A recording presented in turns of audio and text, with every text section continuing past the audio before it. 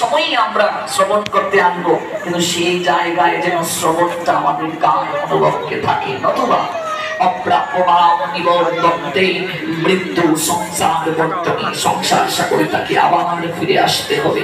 গোবিন্দের ভাষায় অশ্রদ্ধা ধানা পুরুষা ধর্মস্য অস্য পরন্তপ অপ্রাপ্যমাম নিবর্তন্তে মৃত্যু সংসার বর্তনী। তাহলে আমি যদি হরিনাম এইভাবে করি আমার কি কোনো মঙ্গল হবে না? নিশ্চয় হবে, কেন নয়? নামাবাসী মঙ্গল হয়। রাধারানী তার সখীদেরকে বলছেন, হে সখী, কথোপকথন হচ্ছে, ললিতা বলে উঠলেন, তোকে যে কৃষ্ণ কলঙ্কিনী বলে শোনায়, তোর কি কষ্ট হয় না? তুই অভিশাপ দিতে পারিস না? রাধারানী বলছেন, আমি অভিশাপ দেব কি করে? আমি তো আরো আনন্দিত হই। যারা কোনোদিন আমার প্রাণনাথের নামটা উচ্চারণ করে না, আমার দেখে অন্তত কৃষ্ণ নামটা উচ্চারণ করে, কৃষ্ণ কলঙ্কিনী আমায় বলছে। আমার প্রাণনাথ এতটাই করুণাময়, তার নাম যদি কেউ ক্লেশের দ্বারা উচ্চারণ করে, সমালোচনা করেও যদি উচ্চারণ করে, তাহলেও তার মঙ্গল হবে। নাম উচ্চারণ করলেই মঙ্গল হবে। মঙ্গল যে হবে না তা নয়, হবে মঙ্গল, পরম মঙ্গল। দুটোর মাঝে পার্থক্য আছে। মঙ্গল, পরম মঙ্গল, অবশ্যই মঙ্গল হচ্ছে, কিন্তু শুদ্ধ বিশুদ্ধ যে প্রেম, সেই শুদ্ধ বিশুদ্ধ প্রেম। এই জন্য সিদ্ধ জগন্নাথ দাস বাবাজি মহারাজকে আমরা নিশ্চয়ই চিনি। সিদ্ধ বাবা বলছেন, অমনোযোগী হয়ে হরিনাম করার থেকে বেগুন গাছের জল দেওয়া ভালো।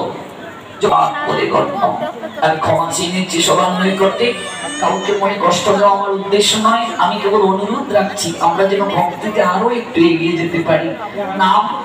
নামটা উচ্চারণের ক্ষেত্রে, কীর্তনের ক্ষেত্রে, নির্ধারিত সংখ্যক হরিনামটার ক্ষেত্রে আমরা যদি আরেকটু মনোযোগী হয়ে তুলসীকে পাশে রেখে একটু ভোরবেলা ব্রাহ্ম মুহূর্তে করার চেষ্টা করি, অনেক ভালো। আর ভাগবত শ্রবণের সময় আমরা হরিনাম না করে যদি কায় কোনো বাক্যে ভাগবতের কথা শ্রবণ করি, তাহলে অসীম কৃপা হবে।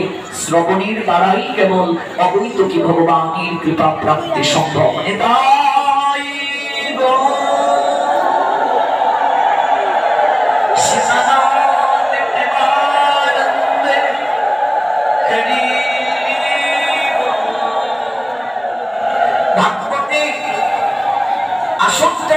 কতটা পুত পবিত্র। চলুন একটা কুকুরটাকে তাড়িয়ে দিচ্ছেন, বাবাজি মহারাজ বলছেন কুকুরটাকে তাড়াবে না। রাধারমন দাস বাবাজি মহারাজ বলছেন কুকুরটাকে তাড়াবে না। এই কুকুরটা পূর্ব জন্মে ভক্ত ছিল, তার অনেক ভক্তি আছে, কিন্তু মারাত্মক বৈষ্ণব চরণে অপরাধ করার কারণে কুকুর কুলে জন্ম নিয়েছে, কিন্তু তার ভজন নষ্ট হয় নাই। নইহ অবিক্রম নাশ অস্তি প্রত্যমায় নবিদ্যতে সন্তমপি অস্য ধর্মস্য ত্রায়তে মহ।